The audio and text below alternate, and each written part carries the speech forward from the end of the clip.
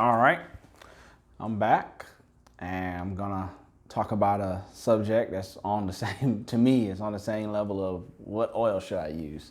Opinions are everywhere, but I think most people's opinions are in one camp and I may be in a different camp.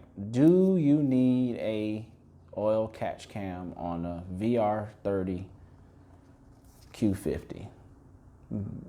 My educated opinion, no, you don't.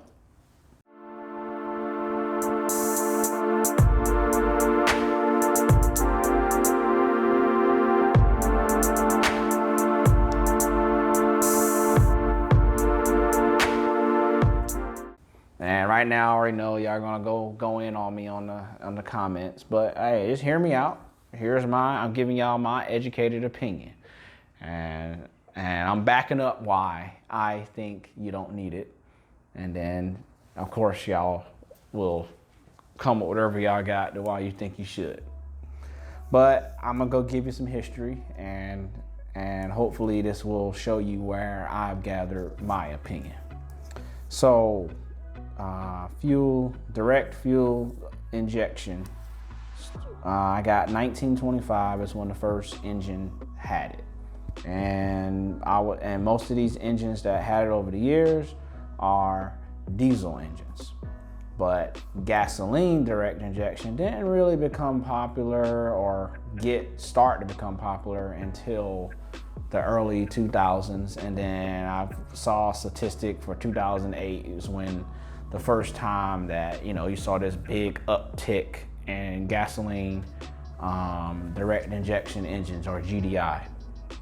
And then you had more, and then in 2016, oh man, like pretty much like every damn engine is a dang GDI engine these days.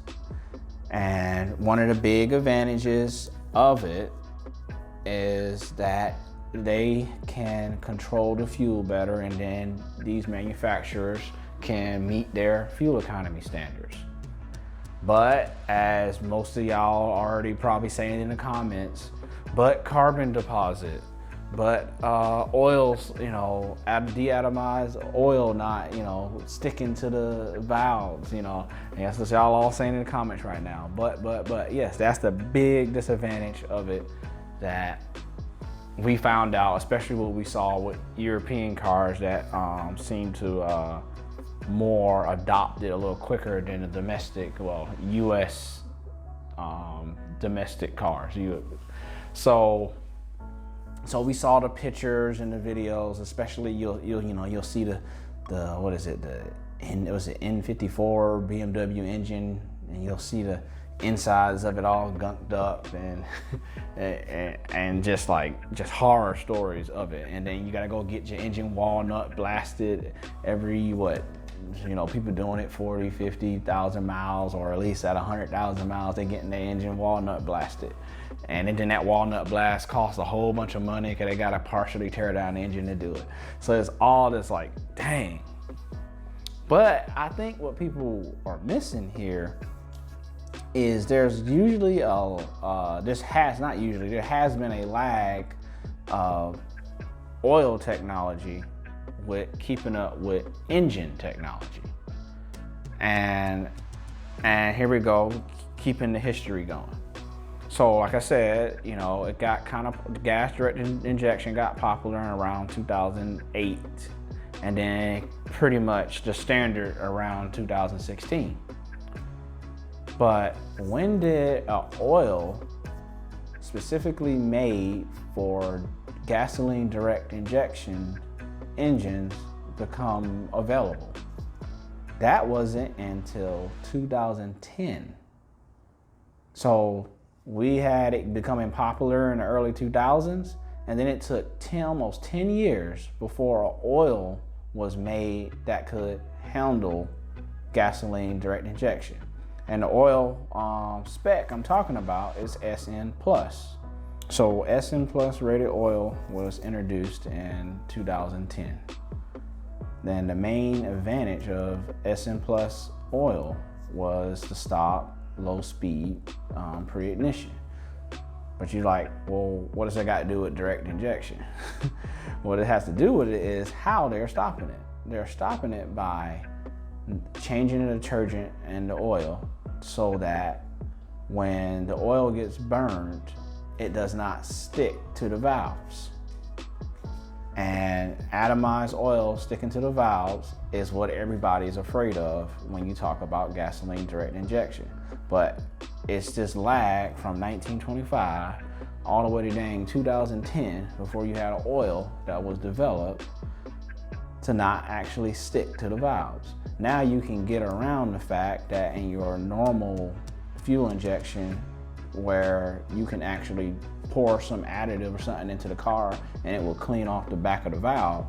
Now you don't even have to worry about that so much because the oil shouldn't stick to the back of the valve. So knowing that, I start my mind and go, well, why do I need a catch can? But let's continue.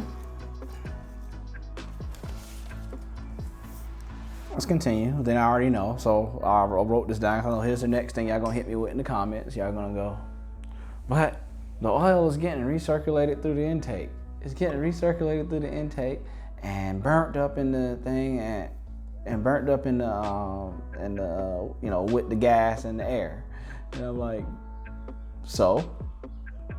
And why do I say so? Because it's so little amount. I watch y'all's posts, and I'm a lurker sometimes. I don't always comment as much as I used to, but I watch all the catch can posts, and they'll have they'll show their catch can after 3,000 mile oil change. And once again, this is another example of old knowledge not being caught up to the times. A 3,000 mile oil change is too short. You're wasting your money. I say this on plenty of other videos. Oil technology, that 3,000 mile thing is talking about some 1900s oil. We talking about 2020 right now. In 2020, oils can last. But anyway, after your 3,000 mile oil change, you show your catch can. And then I've been kind of looking at everybody's pictures of it and kind of gauging how much oil is actually in there. And most people, I see between 2 and 3 ounces of oil in their catch can. Okay, that's enough. That's just enough amount of oil that it looks like, oh man, I'm saving my engine. But when you actually do the math on that, we're talking about what I got written down here. 0.001 ounces of oil burned every mile. 0.001 ounces of oil burned every mile. And then if you do a modern standard oil change, saying around 6,000 miles, we're talking about around, what I got here, 6 ounces of oil burned over 6,000 miles. Like, that's nothing. What is a quart of oil? What's a quart? I think a quart is 32 ounces. And we're talking about 6 of those 32 ounces. What is that? A fifth of an oil bottle being burned over 6,000 miles through your intake system. That is nothing. To me, that's not worth an investment in a catch can. Now, I know a lot of y'all saying, well, I just want to be safe. I'd rather be safe than sorry, blah, blah, blah. I know, I get it. So remember, the question was, do you need it? And my answer is no, you don't need it. If you want to still put one on there, that's up to you. But just make sure you're routing it right. I've been seeing the chatter of these different catch cans not routing the ventilation system for the vacuum system right, and could be messing up some people's turbos. You never know. So just be careful when you put it on your car. But do you really need to go through the trouble? I say no. I got y'all know I got a QX56 2012. It's gasoline direct injection. I think it has like 140,000 miles on it. I haven't had no loss in power or haven't noticed any engine acting funny, but that car has always had a SN Plus oil in it. I don't know. I think that might be worth a big note of oil technology not keeping up with engine technology, which has everybody, oh man, you need an oil catch can, you're gonna mess up our engine. No, you're not. Not if you're using SM Plus oil. So for me, y'all notice if I don't really see no tangible benefit in putting something on my car, you know this is not on there. So, yeah, I mean, run your oil catch can if you want. You're probably not hurting nothing unless you're routing the vacuum wrong. But personally, based on research, well, my research, I guess, I'm not. So,